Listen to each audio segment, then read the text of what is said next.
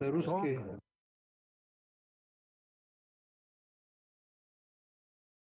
Понятия не имею, как они хотят.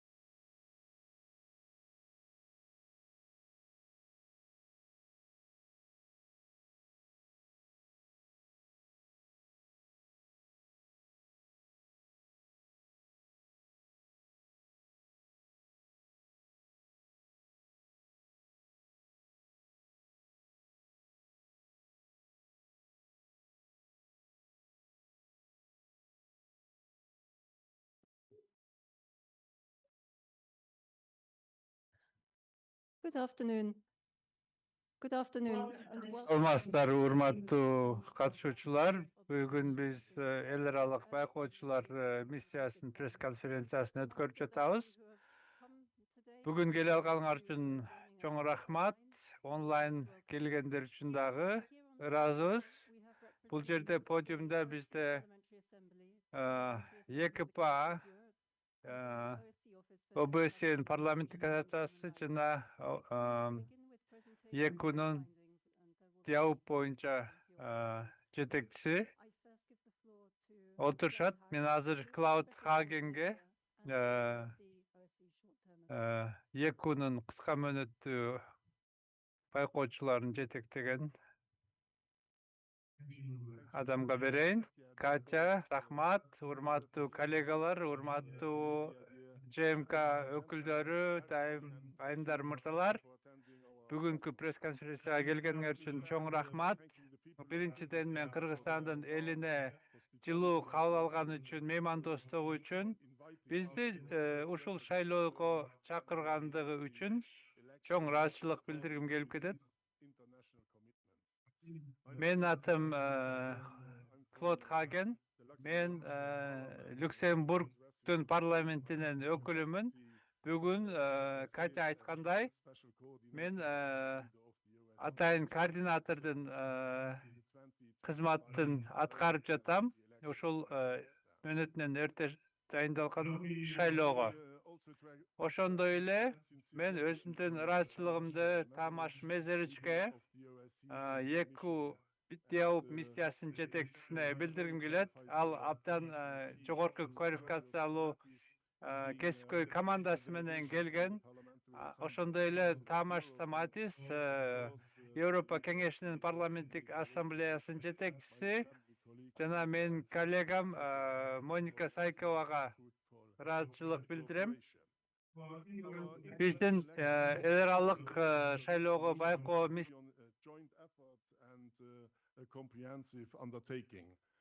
The high number of international observers present on occasion for these elections testifies to the strong support of international community to Kyrgyzstan and its people. Indeed, our joint mission was composed of 365 observers deployed throughout the country on election day, including 18 observers from PACE and 72 observers from the OSCE PA.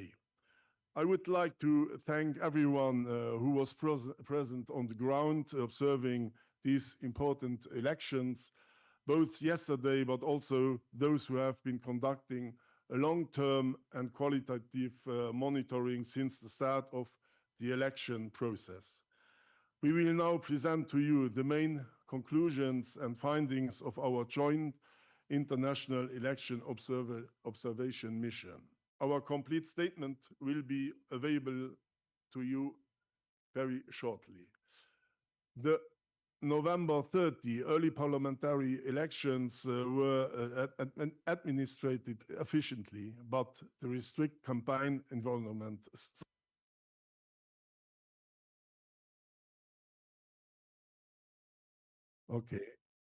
but the governments differ engagement. Fundamental and peaceful assembly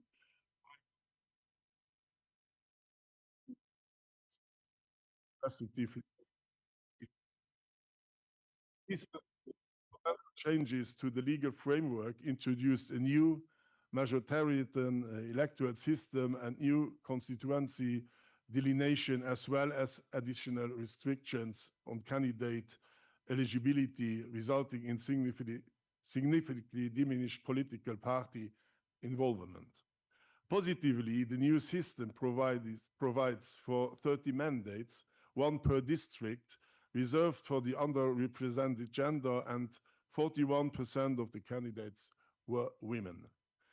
The election administration enjoyed confidence in its technical capacity and introduced measures to enhance transparency of its decision-making. But for other key aspects of the process, transparency was insufficient, in particular on the new voting technologies, combined finance, and its decisions on election-related cases. The nationwide new remote voting option provided greater opportunities for voter participation. While there were competitive combined activities in some districts, significant financial disparities between candidates affected their ability to compete on a level playing field. Numerous allegations of vote buying continued throughout the campaign.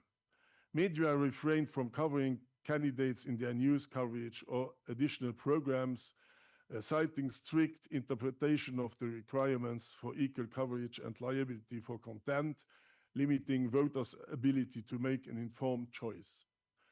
Founding limitations and recent legal amendments impacting civil society organizations have significantly restricted participation in public life and election observation. Election day was assessed overall positively. New voting technologies functioned reliably and voting procedures were largely followed. However, widespread issues were adherence to counting and tabulation process were observed. This is the overall picture. These elections were conducted under a fundamental reformed framework that was amended repeatedly throughout 2025, introducing changes to almost all core components of the process and falling short of a number of international standards.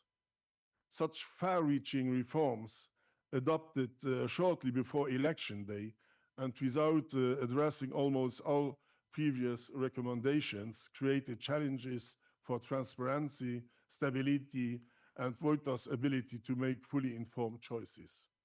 Notably, the shift to a majority single non-transferable vote system and the creation of 30 new three-member districts has attracted substantial attention from observers. This represents not only a technical reconfiguration of the electoral system, but a structural change that has real implications for how political competition is organized and how voters are represented. We will yet have to see how a parliament of the new composition will operate in practice and how these changes will ultimately affect the role and functioning of political parties in the country. Despite the challenging time frame and the scale of changes to the electoral framework, it should be highlighted that the Central Commission for Election and Referenda, the CEC, has managed the technical preparations with professionalism, enhanced transparency, and maintains the trust of the voters. We are concerned that the media landscape has narrowed significantly since the last parliamentary elections in 2021. The new media law introduces registrations requirements for online platforms, limits foreign ownerships, and prohibits freelance journalism. In the run-up to the elections, there have been prosecutions of journalists, closures of media outlets, which resulted in self-censorship among many media professionals during the electoral cycle. We hope that all stakeholders will recognize that the free and independent media is not only a fundamental right, but also a vital support to the democratic process and institutions, helping voters to make informed choices and strengthening public trust in elections. In the same vein, it is regrettable, due to the recent legislative changes and dire financial constraints, citizen observation of these elections has been very limited and affected civil society participation in public life. This further underlines the important role of international observers in supporting transparency and public confidence in the electoral process. Our strong presence here, with more than 350 parliamentary and ODIHR observers, testifies to our deep support for Kyrgyzstan's democratic path. Before concluding, let me emphasize that we have seen during our time here that the people of this country remain engaged and interested in participating in the democratic development of their country. On our side, we stand ready to continue to work closely with the incoming parliament, as well as with all the political forces and stakeholders for the best interests of the people of Kyrgyzstan. I will now hand over the floor to my colleagues for them to convey their important contributions and to complete the picture of our joint observation exercise. Thank you for your attention. Thank you very much. We now move on to Georgios Stamatis, who heads the PACE delegation. Thank you, Katya. Ladies and gentlemen, my name is George Stamatis, and I had the honor and pleasure to lead the election observation delegation of the Parliamentary Assembly of the Council of Europe, better known as PACE. I am a Greek parliamentarian, and of course I came from Greece. And please let me start with thanking my colleagues from the International Election Observation Mission, Claudia Haugen and Monica Zaikova. We are very quickly found common ground in our discussions, of course, and I can truly describe the outcome of our observation as the result of shared joint analysis and assessments right down to the last detail. And I would like to thank you for that. Of course, I owe a huge thanks to you, to Thomas, the head of ODIHR mission. He and his team were the backbone of this endeavor, both logistically and in terms of content. And in an extremely short time and in an extremely professional manner, they laid the foundations for our presence here. Many thanks to Thomas and to his team. At the outset, I would like to explain the context why the delegation of the Parliamentary Assembly of the Council of Europe is present here in Kyrgyzstan. More than 10 years, the Kyrgyz Parliament became a partner of democracy of the Parliamentary Assembly of the Council of Europe. This was an important political decision and, of course, a clear expression of the country's desire to align itself more closely with European democratic standards and values. And of course, the values of the Council of Europe, the Parliamentary Assembly, is about human rights, democracy, and rule of law.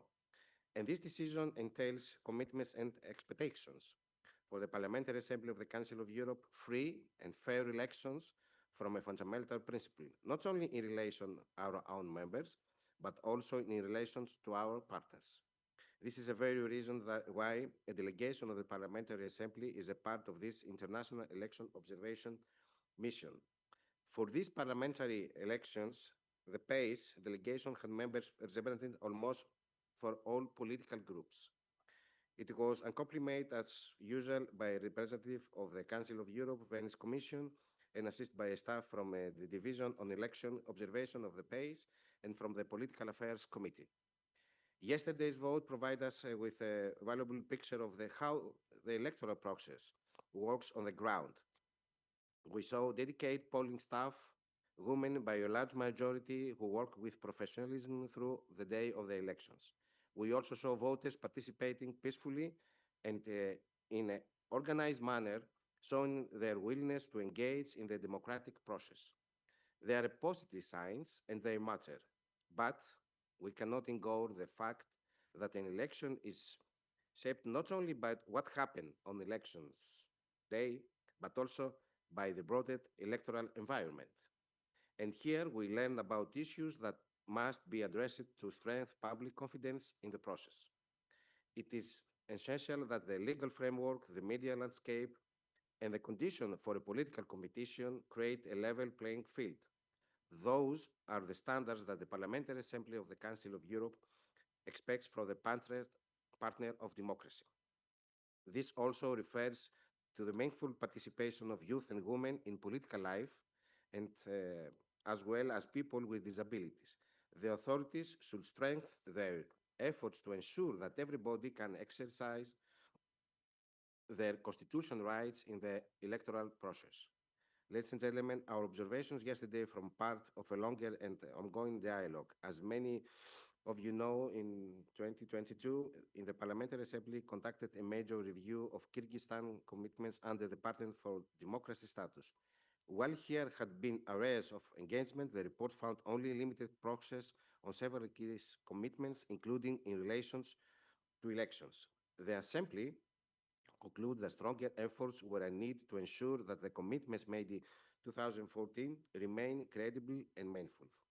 This election observation mission is therefore more than a technical exercise for the Parliamentary Assembly of the Council of Europe. It is a crucial moment in assessing how Kyrgyzstan is living up to its commitments and in guiding of our dialogue for the years ahead.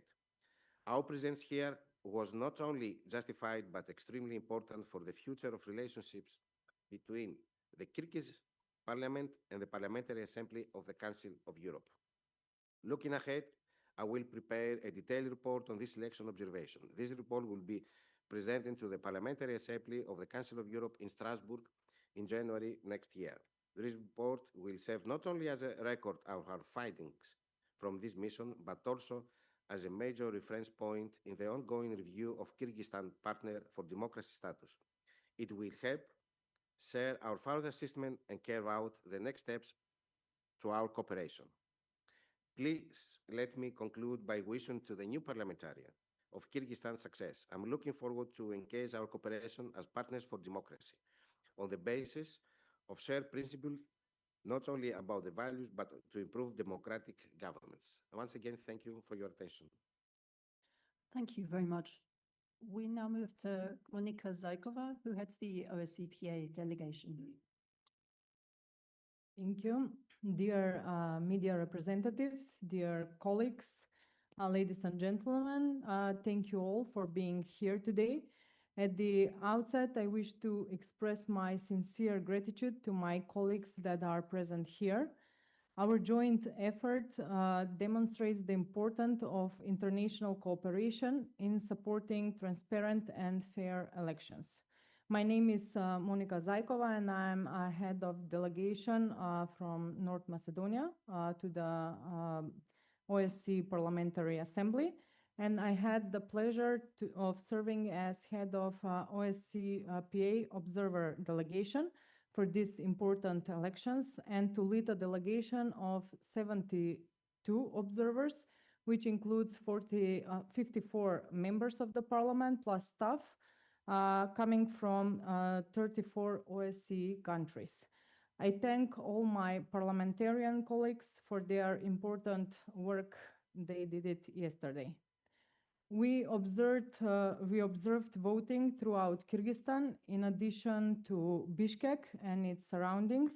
We were also in around Karabalta, Sokuluk, Tokmok, Sholponata, Osh, and among other places.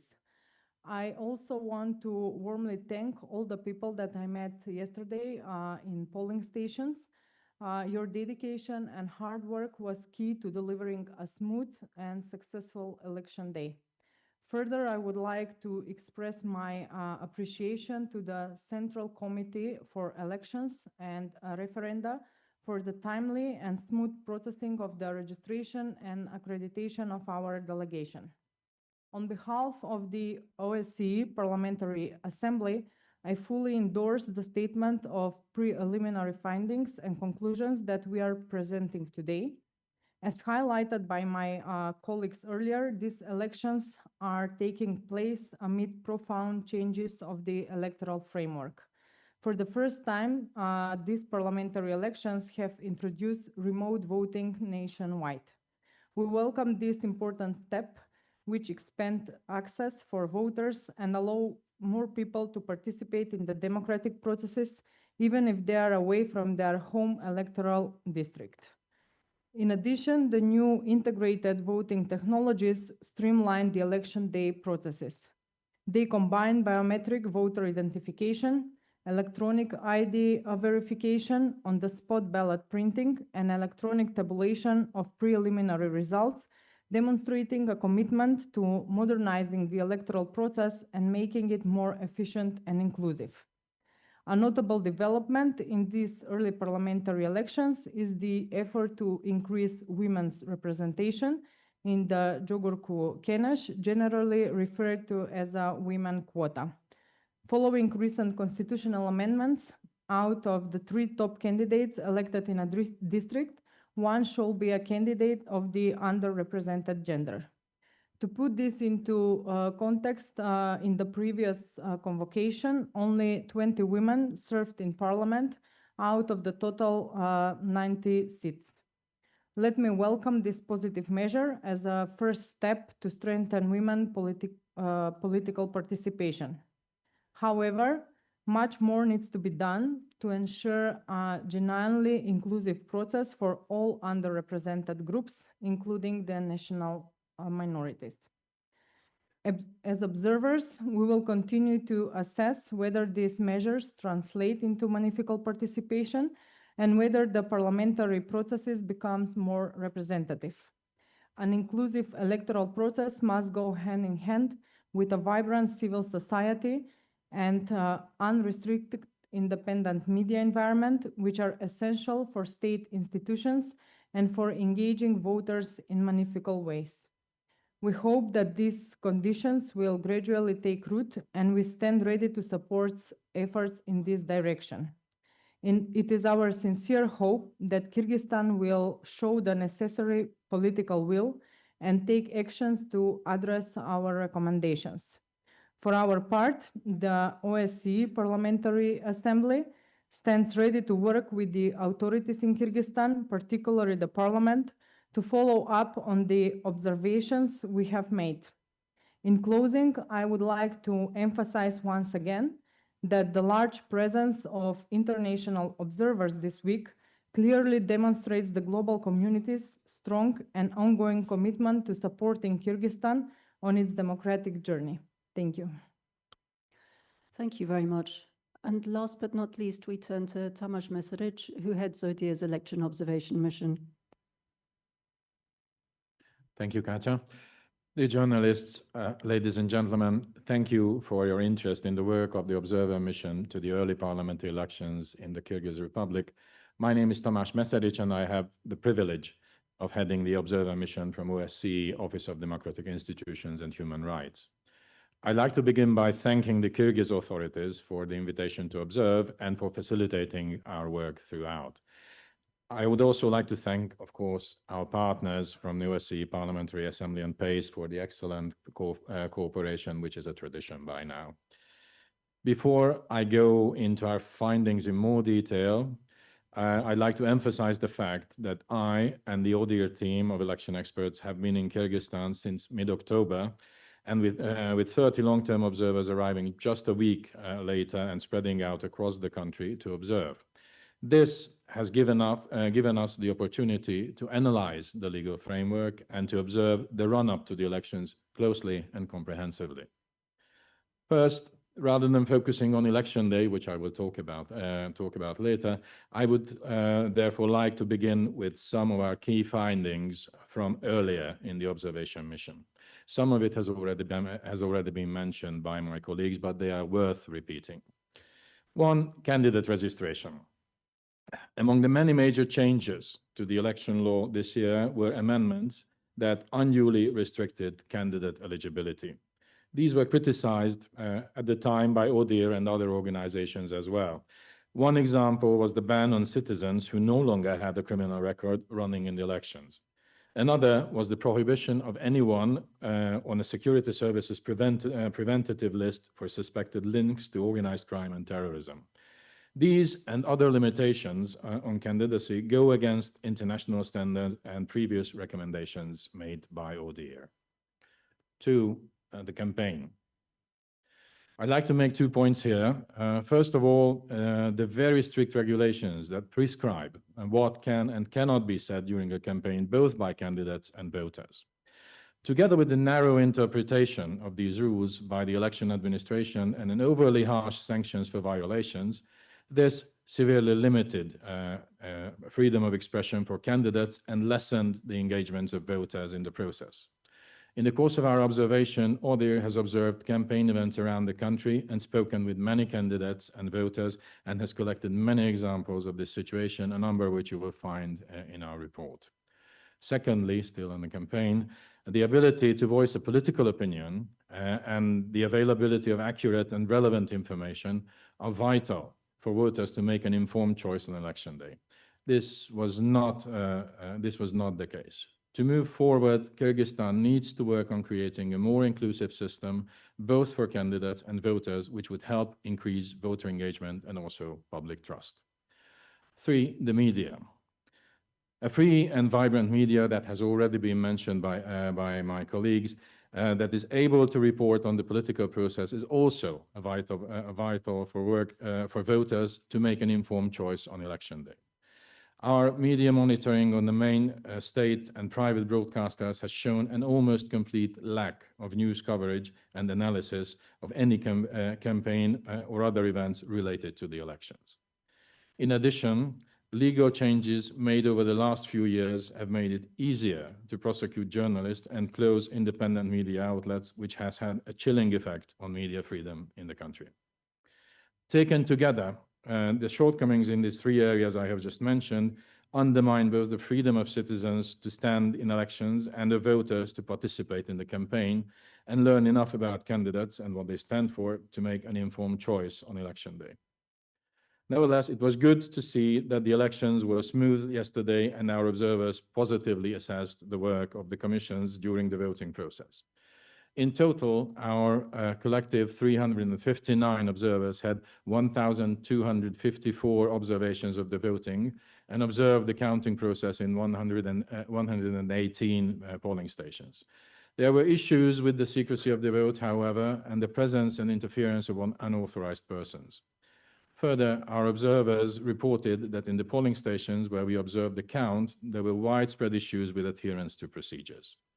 New technologies were used nationwide yesterday, and our team found that there was general trust in these technologies, and polling staff were well prepared to use them.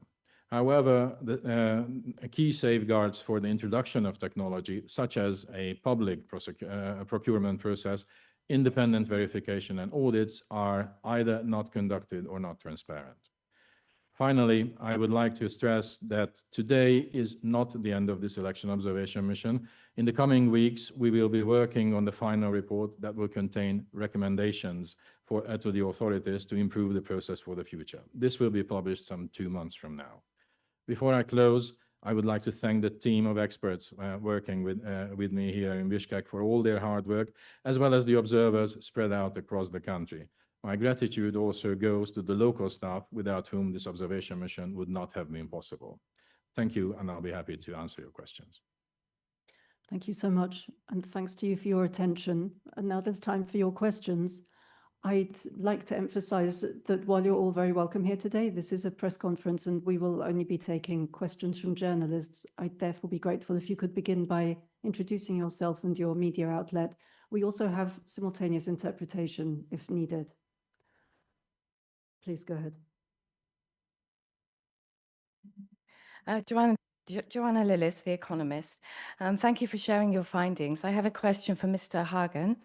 You talked of significantly diminished political party involvement in this election. You talked of significantly diminished political party involvement in this election. I wonder if you could elaborate on why that might be, why that might have been caused by the electoral reform, and also what might be the impact on the democratic process of that diminished involvement. Thank you. Thank you. If you compare the elections of 2021 to parliamentary elections in 2025, in 2021 you had 21 different political parties running for elections.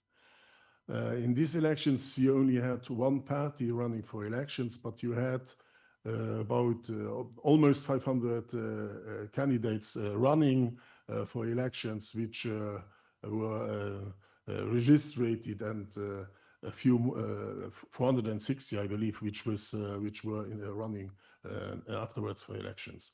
So that means that for the understanding, my personal understanding as a parliamentarian, the influence of parties, of political parties, due to the new election law will decrease, and we will be confronted for these elections, and that's only a general conclusion, that due to the 30 districts and due to the 3 members per district, which will be a parliamentarian, there will mainly no national analysis of the political future, economic future development for Kyrgyzstan. It was mainly, for me, regional programs, and regional programs are elaborated by candidates coming from that region, coming from that district.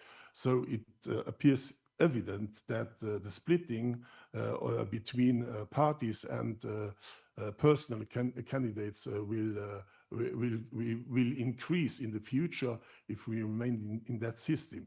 Or over the 30 districts, it's also the role of the parties to have a global view of the country and not a view, interpretation, a political interpretation or destination of districts or of regions.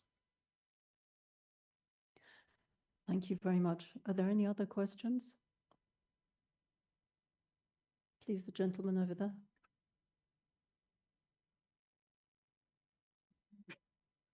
Good afternoon. Thank you. Alexander Thompson, Eurasia.net. The interim report said about 3% of the candidates were representatives of ethnic minorities. Do we know approximately how many of those representatives of ethnic minorities were elected, especially concerning the Uzbek minority in the south?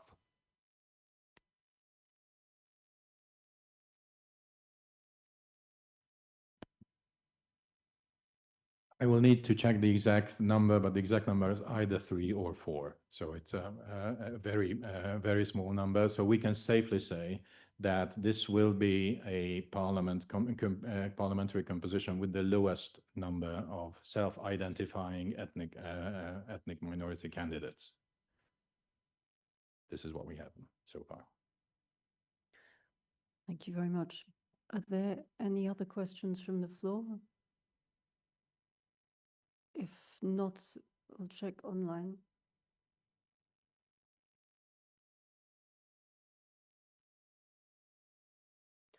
No, there are no questions that have come over online, so we will leave it there. The report and press release in all 3 language versions are available on your way out and have already been published on the ODIHR website. Thank you very much again for your interest. Good afternoon to you.